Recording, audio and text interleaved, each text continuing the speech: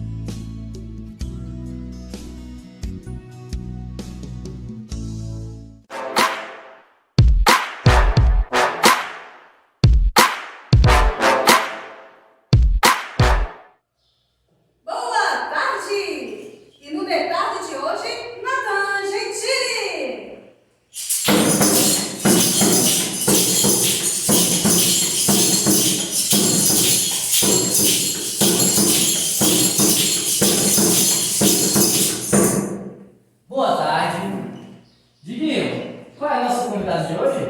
E no nosso detalhe, Mayra Coutinho!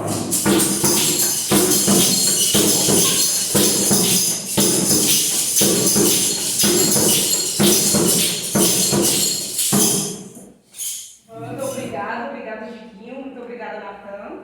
Estamos aqui com a especialista em inclusão, Mayra Coutinho. Seja bem-vinda, Mayra Coutinho. Obrigada a todos do Detalhe com Natan Gentili. Pois é, Natan, esse tema tão importante. Eu fiz uma reportagem maravilhosa, entrevistas exclusivas aqui para o seu programa da tarde.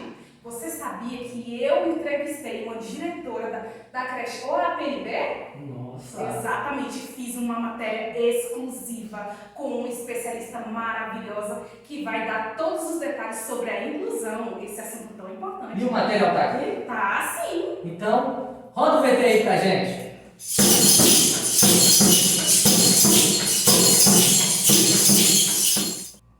Olá, pessoal do Detarde com Natan Gentili. Estamos hoje aqui para mais uma formação. Estou muito feliz pela oportunidade de falarmos sobre a inclusão e, de modo especial, sobre os transtornos funcionais específicos. E, para tanto, vamos convidar a doutora Carla Castro, que vai explanar um pouco mais sobre o tema.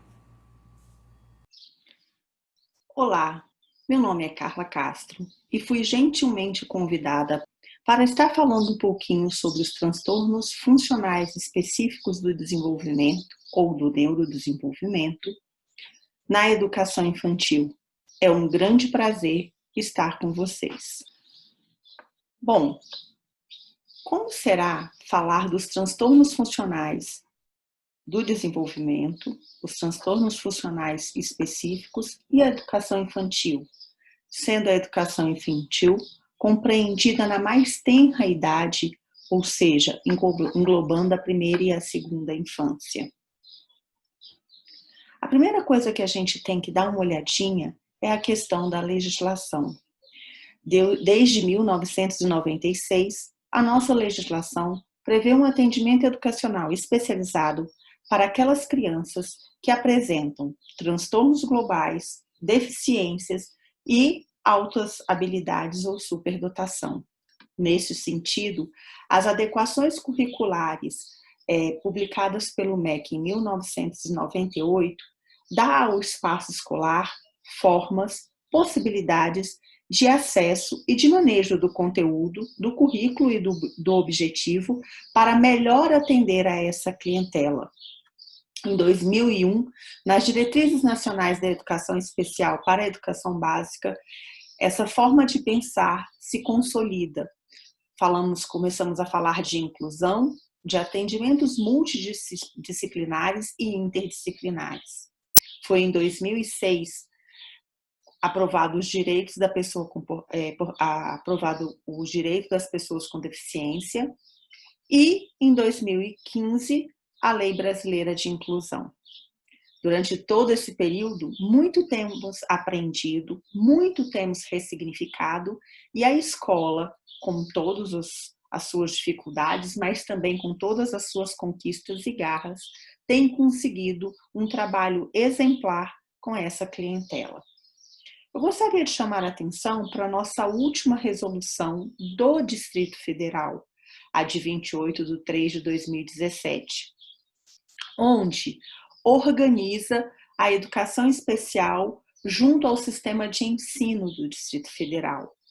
E essa resolução, ela traz para a gente no artigo 6º um detalhamento a mais, até então muito pouco falado nas leis citadas anteriormente, que foi quem é o público, considerado de atenção à educação especial. Estudantes com deficiência, aqueles que apresentam impeditivos de longo prazo, de natureza física, intelectual, mental ou sensorial, estudantes com transtornos globais do desenvolvimento, aqueles que apresentam alterações no desenvolvimento neuropsicomotor, comprometendo as suas relações sociais, a comunicação, tendo ou não estereotipias motoras, os estudantes com altas habilidades e superdotação, aqueles que apresentam potencial elevado, e os estudantes com transtornos funcionais específicos, aqueles que apresentam um conjunto de sinais e sintomas no sistema funcional manifestados por dificuldades significativas na aquisição e no uso da fala, da escrita, da leitura e das habilidades matemáticas. Essa foi uma conquista gigantesca para o Distrito Federal. Mas, Carla, como é que a gente faz, ou como é que acontece, ou como é que a gente pode observar essas questões? E aí a gente entra numa área de estar pensando e discutindo sobre a diferença e as igualdades de diagnóstico, classificação e legislação. Se vocês forem perceber, quando eu comecei a falar de legislação, logo no início, lá em dezembro de 96, a lei usava transtornos globais do desenvolvimento. Logo depois, ela muda essa nomenclatura falando transtornos globais de aprendizagens. E muito tempo depois, ela muda para transtornos funcionais específicos, os TEFs, que são transtornos também de aprendizagem. E no Distrito Federal, ela vem com estudantes com os transtornos funcionais específicos. Por que vem? Por que nós temos tanta variação de nomes? Nós temos que compreender essas variações de nomes, primeiro, pelo processo. As pesquisas mudam, as formas de diagnosticar mudam, as formas de intervir nas dificuldades, nos novos diagnósticos mudam. E as pesquisas na área também mudam. A segunda coisa, o período em que essas leis são construídas. Muda a sociedade, muda a legislação. Muda a legislação, muda a sociedade, muda a compreensão. Além disso, eu trago algumas coisas para a gente discutir. É fundamental discutir e distinguir entre diagnóstico e classificação. Classificação é ordenação. Esse vem depois desse, esse está dentro desse, esse sai desse. Diagnóstico, ele normalmente envolve outras questões, como cultura, como relacionamento, como a forma de agir desse sujeito no mundo. Então, a gente tem que tomar muito cuidado, porque normalmente o que nós recebemos em papel é a classificação. Aonde essa criança, ou essa pessoa, ou esse sujeito se encontra no quadro de classificações de transtornos, de doenças ou de síndromes, que é muito diferente do que é a criança, do que é a pessoa. A outra coisa é a diferença entre as classes e categorias desses diagnósticos. Lembrar que transtornos funcionais específicos foi substituído por transtornos funcionais, referindo-se mais uma vez à questão do espaço escolar ou das aprendizagens formais de conhecimento, como currículo. No Brasil, no mundo existem várias formas de classificação, mas no Brasil nós lidamos com duas formas internacionais de classificação dos problemas mentais ou dos problemas de comportamento. O primeiro, o CID-10, e o segundo, o DSM-5. A gente fala CID-10 porque significa dizer que ele está na 10ª reformulação, e é o código vigente até o ano de 2022. E o DSM-5 da mesma forma. É o código que foi organizado e está na sua 5ª versão. Os dois versam sobre as mesmas coisas, mas trazem características diferentes. O CID, que se chama Classificação Estatística Internacional de Doenças e Problemas Relacionados à Saúde, ele foi adotado pelo nosso SUS e normalmente é o que aparece no encaminhamento ou no diagnóstico de nossas crianças. Ele tem 3 eixos de compreensão desses problemas, desses transtornos e dessas doenças, que é o diagnóstico clínico, o que esse diagnóstico clínico faz em relação o seu funcionamento enquanto pessoa, as suas incapacidades e capacidades, e os seus fatores contextuais, que levam em consideração outras características. Já o Manual Diagnóstico e Estatístico dos Transtornos Mentais, o DSM-5, ele é publicado pela Associação Psiquiatra Americana e traz consigo outras questões, outros tópicos que podem e ajudam a compreender melhor esses comportamentos, essas características, esses problemas funcionais, que são critérios diagnósticos, que é o que a gente utiliza para dar o diagnóstico para essa criança, quais são as premissas que a gente utiliza, o que a gente procura enxergar, o que a gente coloca como sintoma acrescido ou decrescido. Muitos dos nossos diagnósticos são por exclusão de comportamento, características diagnósticas, características associadas ou não a esse diagnóstico. A prevalência acontece mais em meninos, em meninas, em região tal, em genética tal, em combinação tal. O desenvolvimento e curso deste comportamento ou transtorno. Fatores de risco e prognóstico. Hoje nós sabemos que muitos desses transtornos podem ser evitados ou podem ser melhor conduzidos. Questões diagnósticos e de cultura. A cultura, sim, intervém muito nesses prognósticos, inclusive. A questão diagnóstica e o gênero. O diagnóstico diferencial, suas comorbidades e a sua relação com outras classificações, inclusive com o próprio CID. Vamos exemplificar um pouquinho isso. Pensando na classificação do autismo, por exemplo. No DSM-4, ele tinha essa característica. Ele era um transtorno global do desenvolvimento e dentro dele nós tínhamos o autista, o transtorno de Rett, alguns conhecidos como síndrome de Rett, o transtorno desintegrativo da infância, como demência infantil, psicoses e outras síndromes, o transtorno de Asperger e o transtorno invasivo de desenvolvimento sem outras especificações. Ao ser reorganizado e reavaliado, aquilo que era transtornos globais do desenvolvimento viraram transtorno do espectro autista, conhecido atualmente como TEA, e que passa a ter níveis que necessitam de suporte, ou seja, o grau leve, que necessita de pouco suporte, normalmente crianças que têm dificuldade de comunicação, mas conseguem uma forma de comunicação, que não tem que essa comunicação não se torna um fator de limite muito severo em relação às suas trocas entre pares sociais.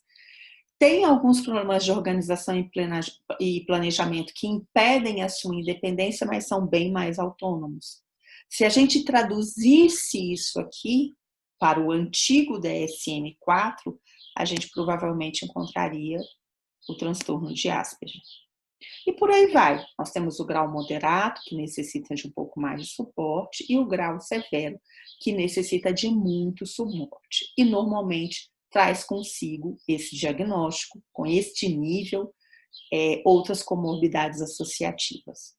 O CID-10, que é o que está em vigor atualmente, em relação, quando fazemos um pareamento em relação a todas essas classificações, nós temos o F84 como transtornos globais do desenvolvimento, ou seja, parecido com o DSM-4, onde ele traz o autismo infantil, o autismo atípico, os transtornos desintegrativos da infância, os transtornos com hipersenesia, associados também com comorbidades no retardo mental, síndrome de Asperger e outros transtornos globais do desenvolvimento. Lembrando que dentro dos transtornos globais do desenvolvimento, nós temos os transtornos globais não especificados do desenvolvimento, que são aqueles que a gente não consegue fechar com alguns exames, com algumas características, mas a forma de funcionar desse sujeito lembra muito esse quadro. E já para o ano de 2022 já foi anunciado a chegada do CID-11. Muitos médicos, muitos profissionais da área da saúde já se capacitando a aprender a lidar com este novo manual classificatório. Nele, o que era antes transtornos globais do desenvolvimento vai se transformar em transtorno do espectro do autismo. O que antes era F84 vai virar seção 6, né, 6A ou 2, que traz em seu quadro o sem transtornos do desenvolvimento intelectual, mas com comportamentos leves ou quase ausentes de linguagem, né, funcional, sem comprometimento na área da linguagem, principalmente naquela que consegue se expressar, com transtornos do desenvolvimento intelectual, sem transtornos do desenvolvimento intelectual, mas com a linguagem prejudicada, com transtornos do desenvolvimento intelectual e com a linguagem funcional prejudicada, sem desordem no desenvolvimento intelectual, mas com ausência de linguagem funcional e os demais transtornos. Eu gosto de trazer muito esse quadro porque ele mostra para a gente de uma forma mais tranquila, até porque a gente tem que compreender que esse conhecimento é um conhecimento mais específico da área de saúde, mas não significa dizer que não devemos tê-los, até porque somos nós que atendemos essas crianças dentro da escola, como cada classificação, como cada organização de classificação para se atingir um diagnóstico vem mudando no decorrer do tempo. E aí a gente tem que lembrar algumas questões. A primeira é que a maioria desses quadros, ele tem origem no período gestacional ou da primeira infância. A maioria envolvem déficit na sua interação social, que é muito percebido por nós, professores, principalmente no convívio dos seus pares. Muitos deles trazem consigo impacto na forma de desempenho social e de desempenho acadêmico dessas crianças. Esses prejuízos, normalmente, eles já são causados por deficiências genéticas, mesmo sem confirmação, nas áreas das deficiências intelectuais e dos transtornos de aprendizagem. Tem uma alta herdabilidade, ou seja, fatores genéticos, né, fazem com que eles se organizem dessa forma, né, são indicadores, né, desses diagnósticos. E é muito interessante porque somos nós, normalmente da escola, que temos mais tempo de conhecer seus pais, suas mães, os seus irmãos, né? Crianças que já têm irmãos com diagnóstico, se tiverem alguma dessas características, é mais comum de serem também crianças com transtornos ou déficits em várias áreas do desenvolvimento. Riscos ambientais, né? Hoje em dia, na pandemia, a gente está falando muito da exposição do estresse tóxico no desenvolvimento dessas crianças. Elas tinham uma rotina, elas conviviam com seus pares, elas iam em creches, elas tinham, alguns momentos, pessoas mais próximas a elas para cuidarem do seu desenvolvimento. E hoje em dia, muitas famílias estão só, perderam seus empregos, estão tendo que trabalhar em casa com uma demanda de cuidados de casa, cuidados da profissão, cuidados gerais de seus filhos, não só em relação à sua alimentação, ao seu bem-estar cotidiano, mas em relação ao seu desenvolvimento e aprendizagem, que eram questões muito próximas e vinculadas ao espaço escolar, e que as famílias, por causa da pandemia, tiveram que assumir, causando um enorme estresse na rotina e no dia a dia dessas famílias. O baixo peso e a prematuridade também são fatores de risco. Normalmente a gente tem como quadro de diagnóstico e de estatística uma maior prevalência em relação aos meninos e normalmente os primeiros indícios, as primeiras observações, elas aparecem nos primeiros anos de vida. E é muito interessante, eu gostaria muito de ressaltar esse item, porque olha a importância do profissional da educação, principalmente do profissional da educação infantil, a estar mostrando para essa família, orientando essa família a buscar uma ajuda multiprofissional. Não só pela questão do diagnóstico. Eu gosto muito dessa palavra, dessa frase do José Saramago, né? Há duas palavras que não se pode usar. Uma é sempre e outra é nunca. Eu não estou falando porque a criança sempre vai ficar dessa forma ou nunca vai fechar um diagnóstico, mas porque essa criança vem se desenvolvendo de forma diferenciada. E isso é um alerta.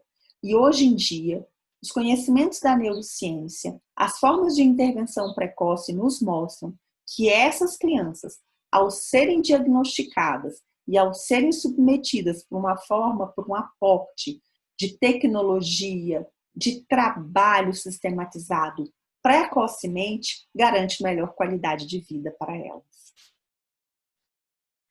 Outras características mais amplas, seus déficits no desenvolvimento.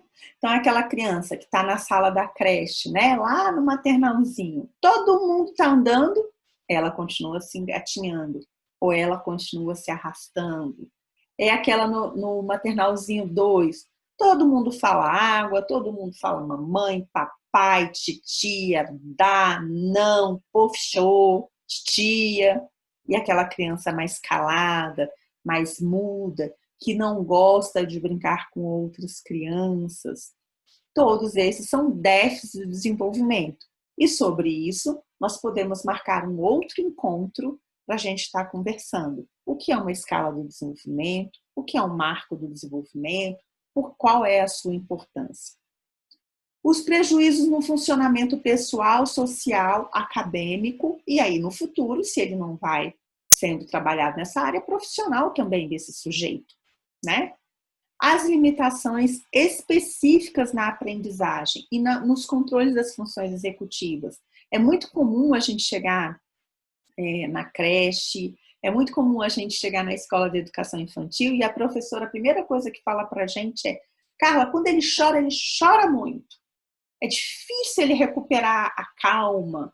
Ele é uma criança mais explosiva. Ou o contrário. Carla raramente chora. Mesmo quando alguém toma o brinquedo da mão dele, ele parece não se incomodar. Tudo isso são sinais de déficit de desenvolvimento, que a gente só consegue reparar quando a gente tem pares etários juntos. Porque isso com o relacionamento criança-adulto não vai ocorrer. Prejuízos globais em atividades sociais ou mesmo até na aprendizagem de novos conceitos, né? É aquela criança que a gente nota que a turminha vem identificando cores, vem fazendo agrupamento, e aquela criança que não faz, ela não tem esse mesmo desempenho, ela não tem essa mesma forma de se desenvolver, de aprender. E aí, de tudo que eu falei, fica mais do que nítido a importância da observação de vocês, professores, principalmente na educação infantil, para conhecer e poder mais cedo encaminhar essas crianças. Conhecer esses sintomas comuns aos transtornos de aprendizagem não só vai ajudar na avaliação e no encaminhamento, mas na direção que a equipe multidisciplinar pode tomar em relação ao diagnóstico dessa criança. Como eu já disse, muitos desses diagnósticos são efetuados por exclusão e não por inclusão de comportamento, né? Então, é aquela criança que pouco interage, é aquela criança que pouco se movimenta, é aquela criança que ainda não fala. E essas observações, normalmente, quem relata primeiro são os professores. Nós, que estamos somente com uma criança em casa, às vezes duas, que não temos formação na área do desenvolvimento humano, pouco nos atentamos para isso. Normalmente, a gente começa a perguntar para uma tia, para uma avó, para uma outra mãe, e o que a gente escuta é: tem criança que é assim mesmo, tem criança que é mais lenta, tem criança que demora a falar.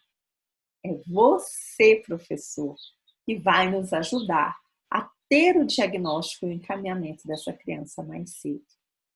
A identificação precoce de sintomas, que vai facilitar uma melhor intervenção, inclusive para essa criança na escola. Vocês são os profissionais mais próximos a observar o desenvolvimento dessa criança e poder analisá-los em relação aos seus pares etários e a individualização. Vou dar um exemplo que acontece também muito quando eu vou visitar a escola.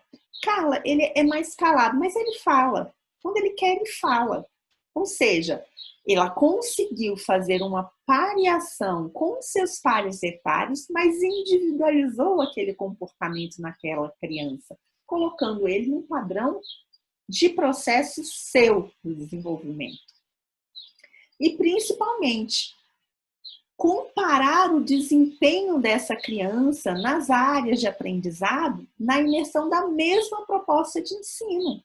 Todos eles passaram pelos mesmos brinquedos, pelas mesmas formas de interação, pelas mesmas formas de intervenção. Então, como será que isso aconteceu? Para ele eu preciso de mais ajuda? Menos ajuda? Para ele eu tenho que repetir mais vezes? Menos vezes? Para ele eu preciso levá-lo para executar enquanto todas as outras crianças vão? Todos esses são sintomas interessantes e que nos ajudam a melhor compreender o diagnóstico e a futura intervenção que essa criança vai precisar. Vou dar um exemplo. Eu chego na escola e encontro esse quadro. Agora vocês vão lembrar de alguns alunos de vocês, ou deste ano ou de anos anteriores. Ó, Carla, desorganizado, corre o tempo todo, vive machucado, cai o tempo todo. Se a gente manda pular, pula que cai. Prejuízos no controle da atenção e do controle motor. Controle emocional. Carla, quando chora, chora que é difícil voltar ao normal. Carla, pouco chora, pouco reclama, pouco interage. Carla, muita dificuldade de manter a atenção. Quando eu estou dando um comando, já está fazendo outra coisa. Se desorganiza facilmente, é impulsivo, mesmo a gente falando para esperar, não espera. Se a gente manda fazer uma fila, é o primeiro, sai derrubando todo mundo. Ou o contrário, né? Lembre-se, inclusão ou exclusão de sintomas, né? A gente chama e não vem. Mas vamos pensar mais um pouquinho. Vocês estão descrevendo para mim o transtorno de déficit de atenção e hiperatividade.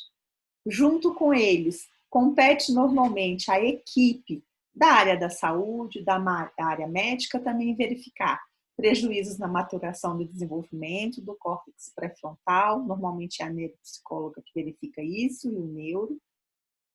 Nas áreas que exercem função principal no desenvolvimento dessas funções, que vocês acabaram de relatar, ou falta dela, no controle delas, como córtex motor, as áreas relacionadas à atenção, pensamento e organização.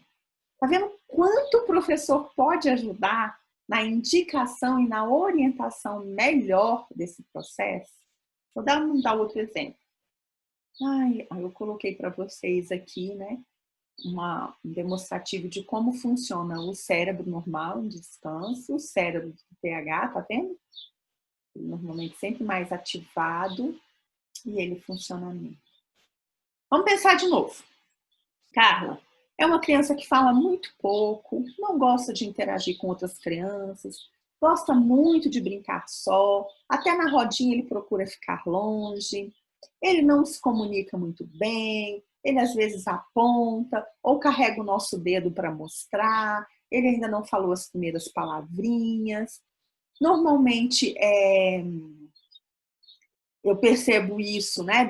Isso já vem sendo relatado no relatório da professora do primeiro maternalzinho, ou que ele se modificou nesses 2 anos de processo de escolarização. Mesmo quando fala, quando a gente consegue compreender a sua comunicação, é mais na área não verbal, é mais sinalizando, ele demora a vocalizar, até mesmo quando chora, ele não vocaliza muito.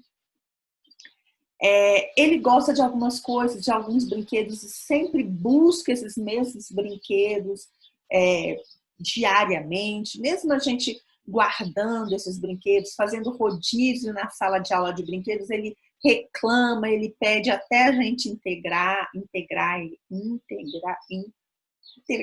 esse brinquedo. Tem movimentos repetitivos. Quando está muito feliz ou ansioso, a gente nota um movimento involuntário de mãos, de pés, de olhos. Bom, vocês acabaram de me traduzir uma série de observações de comportamento de uma criança no transtorno do espectro do autismo. É lógico que não é só isso, gente. Precisa de uma equipe médica para estar se organizando outros olhares, testes e exames multiprofissionais, principalmente da área da saúde. Mas olha o tanto que vocês nos ajudam na hora de fazer um relatório, por exemplo, tá? Na hora de descrever o comportamento e funcionamento dessa criança junto com seus pares etários.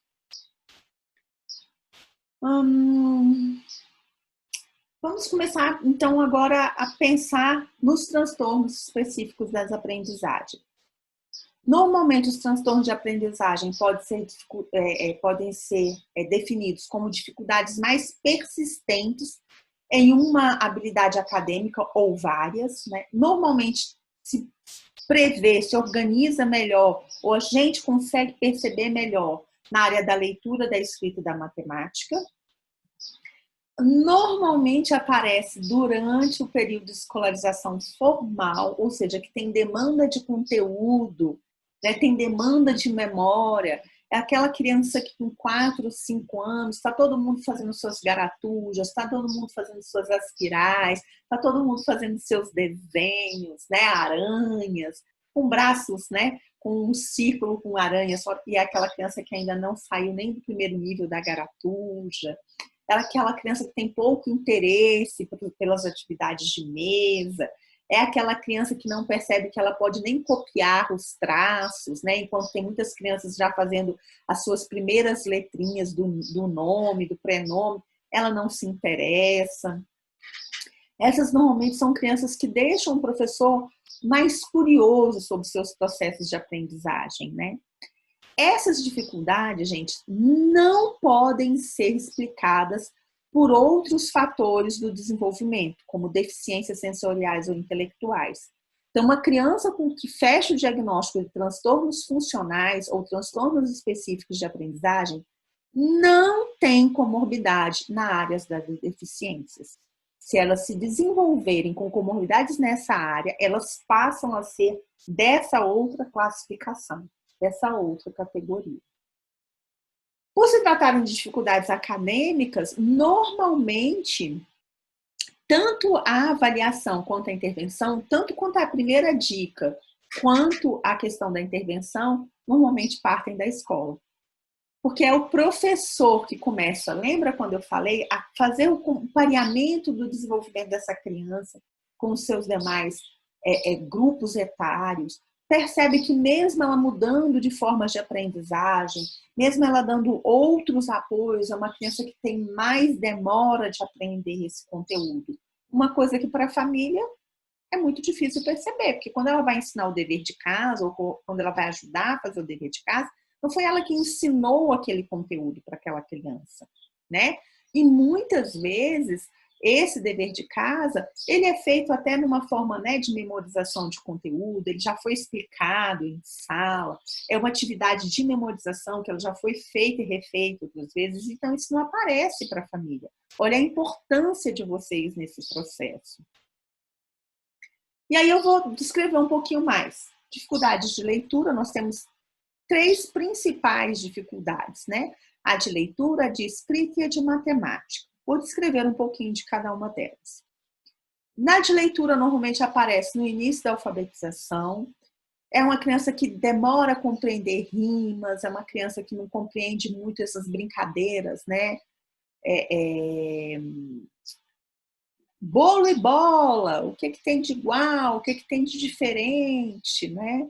Qual palavrinha que tem dentro dessa, né? Boneca, qual a palavrinha que tem dentro de boneca? Boné, né? E a criança, ela vai tendo mais dificuldade nesses processos iniciais de compreender a questão da escrita e como ela se articula com o conhecimento, né? Tem muita dificuldade de reconhecimento das letras do alfabeto, e a gente começa já a perceber isso já no nomezinho. Você fala todo dia, ela escreve todo dia o nome dela, e quando você vai perguntar o nome daquelas letras, ou os sons daquelas letras, ela não reconhece mais. Dificuldade de ler palavras, né? Tanto as frequentes quanto as pouco frequentes, ou então ela adivinha as palavras, né? Então ela aprende bola, quando bate o olho é bola, e às vezes é bolou, mas ela não percebe a diferença, que no final tem vogais diferentes, né? Tem problemas de memorizar a palavra escrita, muita dificuldade de leitura em voz alta, com, a gente vai chamar de fluência, né? Com agilidade, e comete muitos erros. Normalmente também apresentam problemas de sequenciamento ou de ordenação ou de recorte de histórias. Também aparecem dificuldades na leitura de símbolos, de matemática, né? Aquela coisinha, trocar aquela atividade que a gente gosta muito de fazer na educação infantil, né? Construir palavras com as letras iniciais de outras palavras, né? Então tem o E de elefante, o U de uva, para construir a palavrinha eu, e ela não dá conta desse tipo de brincadeira, desse tipo de jogo em relação ao processo de construção da leitura.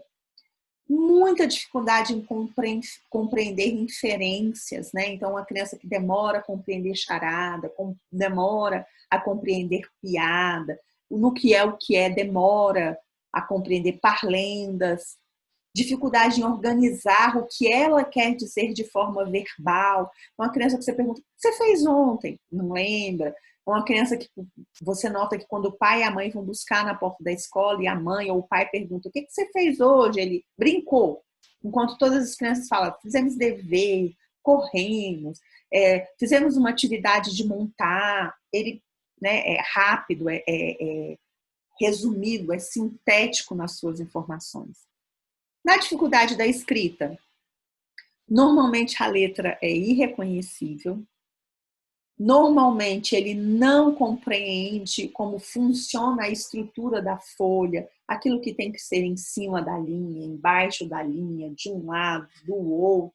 E a gente começa a notar isso desde a desorganização muito comum no desenho dessa criança, ou seja, mais uma vez se reportando a questão da importância da educação infantil.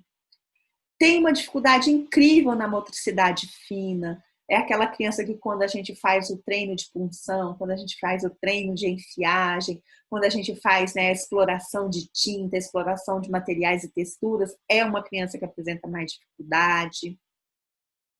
É uma criança que normalmente, no nível da comunicação escrita e a comunicação verbal se dá de forma diferente. Tem uma forma diferente de pegar lápis, às vezes imatura e às vezes incomum mesmo, né? E aí a gente tem que lembrar dos vários níveis que a gente tem até a gente adquirir a pinça formal de escrita, com quebra e manejo de punho, né? Mas tem crianças que a pega não é só diferente. Ela tem um descanso no dedo, num dedo diferente, ela passa o dedão por cima do indicador, ou seja, ela tem uma forma de pegar também um lápis de forma desorganizada. Tem muita dificuldade em organizar as informações, é uma criança que não consegue passar um recado para a família, e erros ortográficos muito comuns. Nas dificuldades de matemática, a compreensão numérica, uma criança que demora a conceber muito pouco, a organização em sequência numérica, a numeralização de quantidade, ela demora a realizar esses processos, né? Muita dificuldade de trabalhar com agrupamento, muita dificuldade em categorizar, muita dificuldade em organizar as operações, de transpor relações numéricas, de seguir o passo a passo da organização, né, para se realizar uma conta ou para se resolver um problema. Uma dificuldade de montar e resolver as operações a partir de problemas descritivos de matemática. uma dificuldade de se lembrar, de aplicar essa lógica de raciocínio matemático de forma mais generalizada ou em outras formas, né, de necessidade do cotidiano, de vida, né? Então, uma criança que reconhece, às vezes, o número 1, o número 2, mas quando a mãe pergunta que horas são e ela enxerga o número 1, ela não consegue dizer que é 1, né, 1 hora. E esses são os quadros, normalmente, dos transtornos. Ficou uma deficiência de fora, não sei se foi uma ou duas, que é a deficiência intelectual, uma. Eu trago para vocês o desenho, né, da deficiência intelectual. A gente tem trabalhado cada vez mais, quem é da área da educação especial, com a questão do desenho mundial, né, do desenho de acesso a todos, desenho que possa significar mais facilidade de comunicação. E a deficiência intelectual, lembrando que quem for fechar a área, o diagnóstico na área das dificuldades ou dos transtornos, né, de escrita, de leitura, de matemática, seja ele a descalculia, dislexia, desortografia, né, ou só a dislexia numa forma mais ampla, não pode ter como comorbidade nenhum tipo de deficiência. A deficiência intelectual é aquela que a gente vê já dificuldades mais generalizadas nesse processo, né? Enquanto as dificuldades, elas mostram uma necessidade de maior apoio, de maior imersão no ensino, de maior repetição, mas que aos poucos elas vão tendo um desenvolvimento. A deficiência intelectual, além de mais tempo, além de maior imersão, além de mais treino, ela se desorganiza com um todo, de uma forma mais generalizada. Você não consegue achar uma área específica de grande dificuldade. Uma criança que o todo dela é mais desorganizado, o todo dela é mais... O seu desenvolvimento e marcos de desenvolvimento são mais espaçados, são mais lentificados, né? Seja ele na área motor, seja área cognitiva, seja área de linguagem, né? Lembrando que hoje em dia nós temos grandes conquistas na área da deficiência intelectual, seja por manejo de conteúdo, seja por manejo de currículo, seja por formas de intervenções e de apoio. É uma clientela que muito vem se beneficiando com os estudos da neurociências e com as formas precoces de intervenção. Resumindo, são transtornos do neurodesenvolvimento, as deficiências intelectuais, os transtornos de comunicação, o transtorno do espectro autista, o transtorno do déficit de atenção e hiperatividade, o transtorno de déficit de atenção e hiperatividade combinado com outras comorbidades, o transtorno específico de aprendizagem, né? Os testes, seja na área de leitura, escrita, matemática, os transtornos motores de coordenação, os transtornos de TIC com ou sem síndromes e outros transtornos sem especificação do desenvolvimento. E todos esses transtornos do neurodesenvolvimento começam com o seu comportamento, com sua forma de desenvolvimento diferenciado na primeira e na segunda infância, demonstrando uma altíssima necessidade de um olhar diferenciado de vocês, professores da educação infantil. É lógico que é muito importante, porque aqui a gente fala de duas coisas bem diferentes: diagnóstico e estratégia, né? O professor pode dar muito apoio, né, no processo de diagnóstico, alertando essa família do desenvolvimento diferenciado do seu filho, ajudando por meio de relatórios e observações os médicos e a equipe multidisciplinar, mas também compete a esse profissional estratégias com o apoio dessa equipe multiprofissional de estar lidando com esses processos para que juntos, todos nós, possamos vislumbrar um maior desenvolvimento e continuidade de aprendizagem dessas crianças. Eu sempre falo, né? Não importa se o diagnóstico veio pelo DSM, pelo CID, já por um encaminhamento, né, você já recebe a criança junto com uma pesquisa, né, de encaminhamento, né, o F83, F84, né. São crianças, é o nosso futuro. Elas agem e reagem de formas diferentes, e se tiver um bom profissional à frente dela, normalmente todas se desenvolvem um processo, né, de conquistas e de aprimoramento de suas potencialidades. Dentro de nós há uma coisa que não tem nome, não tem diagnóstico, e essa coisa é o que somos, o que realmente somos. E a educação sabe fazer florescer esse o que realmente somos de uma forma belíssima. Se vocês desejarem saber mais, se gostaram desse tipo de abordagem, eu deixo para vocês a indicação desses 4 livros. Gosto normalmente de começar por esse aqui, O Cérebro da Criança. Quem já foi meu aluno de pós-graduação ou de graduação, normalmente já fez essas leituras. Depois, Como Isso Acontece Dentro da Educação. E esses 2 livros que vão dar muitas contribuições para a questão da nossa compreensão do que são transtornos no neurodesenvolvimento. No mais, é agradecer, deixar meu e-mail à inteira disposição de vocês, assim como o meu Instagram.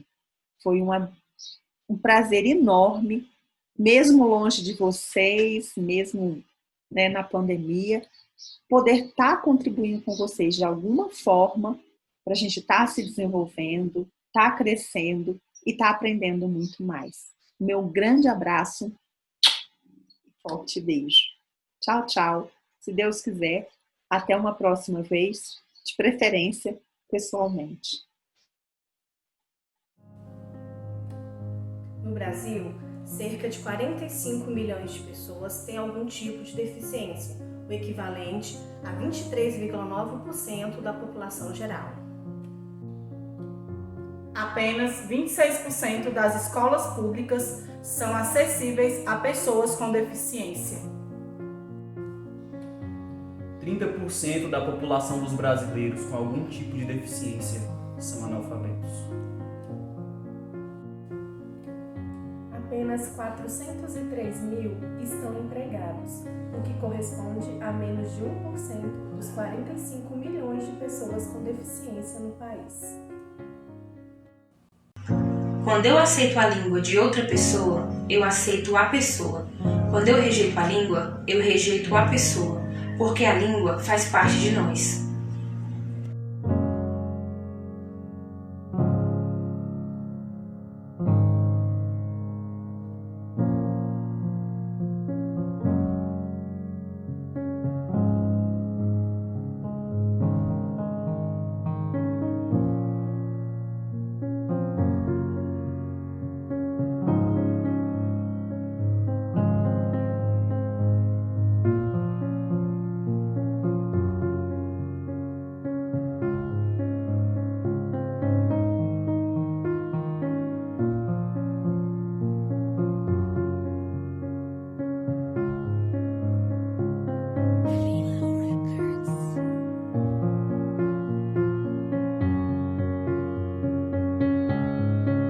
Deixe agora uma reflexão.